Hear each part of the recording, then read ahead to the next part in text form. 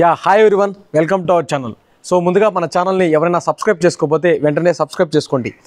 ఆంధ్రప్రదేశ్లో రిజల్ట్ కోసం కేవలం 12 రోజులు మాత్రమే ఉన్నాయి.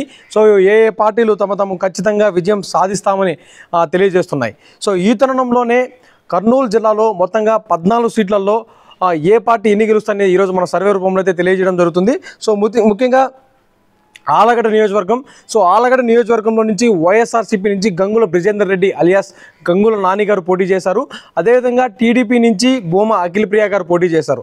సో ఆలగడ్డలో ఈసారి ఖచ్చితంగా వైఎస్ఆర్సీపీ విజయం సాధించే అవకాశం చాలా ఎక్కువగా ఉంది. తర్వాత నియోజకవర్గం శ్రీశైలం నియోజకవర్గంలో వైఎస్ఆర్సీపీ నుంచి శిల్పా చక్రపాణి రెడ్డి గారు పోటీ చేశారు. అదేవిధంగా టీడీపీ నుంచి బుడ్డా రాజశేఖర రెడ్డి గారు పోటీ చేశారు. సో వీళ్ళిద్దరి మధ్య ఈసారి టఫ్ ఫైట్ అనేది చాలా neck to neck tough fight వచ్చే ఉంది. సో చాలా సర్వేలు కూడా ఇక్కడ ఎవరిని తేల్చలేకపోతున్నాయి. సో అక్కడ సిచ్యువేషన్ చూస్తే ఈసారి మహిళా ఓటర్లు అనేది అధికంగా ఓట్లు వేయడంతో సో ఇక్కడ వైఎస్ఆర్సీపీ గెలుస్తుందా లేదంటే టీడీపీ గెలుస్తుందని సో ఇది ఖచ్చితంగా శ్రీశైలం నియోజకవర్గాన్ని టఫ్ ఫైట్గా చెప్పవచ్చు.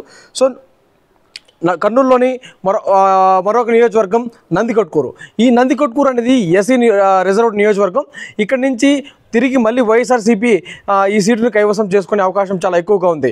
ఎందుకంటే ఇక్కడ నుంచి యువజన విభాగం అధ్యక్షుడు అయినటువంటి బైరెడ్డి సిద్ధార్థ్ రెడ్డి ఇక్కడ నుంచి ఇన్ఛార్జ్ బాధ్యతలు తీసుకోవడం జరుగుతుంది ఈ నందికొట్కూరు నుంచి. సో ఈసారి ఇక్కడ నందికొట్కూరులో వైఎస్ఆర్సీపీ గెలిచే అవకాశం చాలా ఎక్కువగా ఉంది.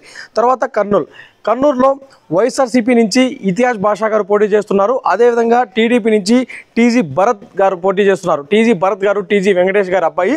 సో ఈయన ఈసారి ఇక్కడి నుంచి పోటీ చేస్తున్నారు. సో ఇక్కడ కూడా కర్నూలులో కూడా నువ్వా నేనా అనే పోటీ అనేది నెక్ టు నెక్ వరకు ఉంది.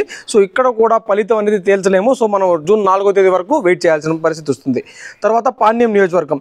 పాణ్యం నుంచి టీడీపీ తరఫున గౌరు చరితారెడ్డి గారు పోటీ చేస్తున్నారు. సో అదేవిధంగా వైఎస్ఆర్సీపీ నుంచి కాటసాని రాంభూపాల్ రెడ్డి గారు పోటీ చేస్తున్నారు. సో మొత్తంగా వీళ్ళిద్దరి మధ్య పోటీ అనేది చూస్తే ఇక్కడ వైఎస్ఆర్సీపీ నుంచి రాంభూపాల్ రెడ్డి గారు విజయం సాధించే అవకాశం చాలా ఎక్కువగా ఉంది.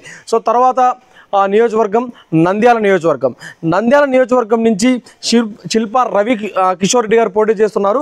అదేవిధంగా టీడీపీ నుంచి మడ్రూఫ్ గారు పోటీ చేస్తున్నారు. సో వీళ్ళిద్దరి మధ్య పోలిస్తే ఇక్కడ శిల్పా కిషోర్ రెడ్డి గారికి విజయ అవకాశాలు చాలా ఎక్కువగా ఉన్నాయి.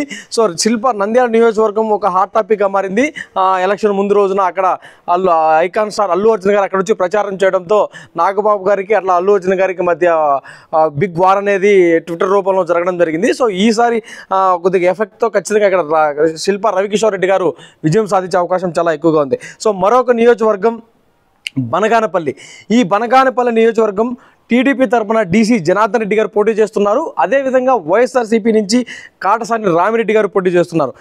బనగానపల్లి నియోజకవర్గం టీడీపీ కైవసం చేసుకోబోతుంది. సో టీడీపీ తన స్థానాన్ని ఈసారి అక్కడ నిలుపుకోగలుగుతుంది. సో 2019లో అయితే టీడీపీకి ఒక్క స్థానం కూడా కర్నూలులో అయితే దక్కలేదు. కాకపోతే మొట్టమొదట బనగానపల్లిలో టీడీపీ జెండా అనేది ఈ 2024లో ఎగరేయడం జరుగుతుంది డీసీ జనార్దన్ రెడ్డి గారు.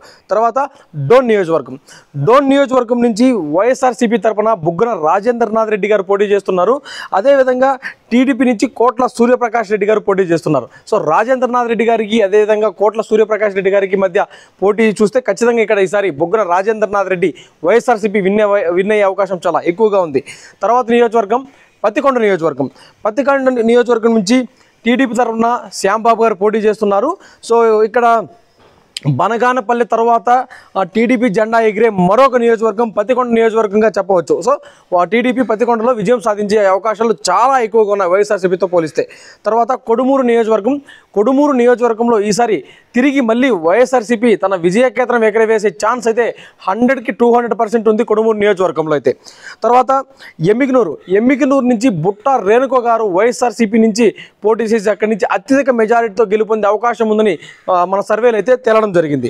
తర్వాత మంత్రాలయం నుంచి బాల నాగిరెడ్డి గారు హ్యాట్రిక్ విజయం సాధించే అవకాశం చాలా ఎక్కువగా ఉంది. సో ఆయన 2014లోను 19లోను అదేవిధంగా 2024లో కూడా విజయం సాధించే అవకాశాలు చాలా ఎక్కువగా ఉన్నాయి. సో అక్కడ వన్ సైడ్గా ఉందని చెప్పవచ్చు. వైఎస్ఆర్సీపీకి చాలా ఫేవర్గా ఉంది అక్కడ.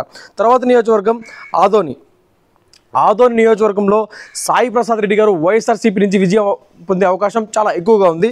తర్వాత ఆలూరు నియోజకవర్గం టీడీపీ తరపున గుమ్మనూరు జయరాం గారు పోటీ చేస్తున్నారు. అదేవిధంగా వైఎస్ఆర్సీపీ నుంచి విరూపాక్ష గారు పోటీ చేస్తున్నారు. సో వీళ్ళిద్దరి మధ్య పోటీ చూస్తే ఈసారి ఖచ్చితంగా కొన్ని సర్వేలు జయరాం గారు గెలుస్తారు అని చెప్తున్నారు.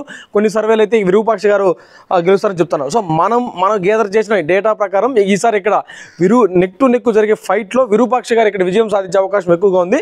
ఎందుకంటే గుమ్మనూరు జయరాం గారిపై వ్యతిరేకత ఎక్కువగా ఉండడం వల్ల ఈసారి అక్కడ వైఎస్ఆర్సీపీ తరపున ఆయనకు టికెట్ దక్కకపోవడంతో టీడీపీలో చేరి అక్కడ టికెట్ సంపాదించి ఈసారి అక్కడి నుంచి పోటీ చేయడంతో సో అక్కడ ప్రజలు కొద్దిగా ఆయన మీద వ్యతిరేకత ఉండడంతో ఈసారి విరూపాక్ష గారు విజయం సాధించే అవకాశం ఎక్కువగా ఉంది. సో మొత్తం 14 నియోజకవర్గాల్లో వైఎస్ఆర్సీపీ 10 నియోజకవర్గాలు విన్ అవుతుంది. అదేవిధంగా టీడీపీ 2 నియోజకవర్గాల్లో విన్ అవుతుంది. సో 2 నియోజకవర్గాలు మాత్రం నెక్ టు నెక్ ఫైట్ ఉండే సిచ్యువేషన్ ఉంది. సో మొత్తంగా ఈ కర్నూలు జిల్లాలోనే 2 పార్లమెంటు స్థానాలు ఉన్నాయి. ఒకటి కర్నూలు, 2 నంద్యాల. ఈ 2 పార్లమెంటు స్థానాలు కూడా ఈసారి వైఎస్ఆర్సీపీ కైవసం చేసుకునే అవకాశం చాలా ఎక్కువగా ఉంది. సో ఇటువంటి అప్డేట్స్ కోసం మన ఛానల్ని సబ్స్క్రైబ్ చేయండి. Thank you so much.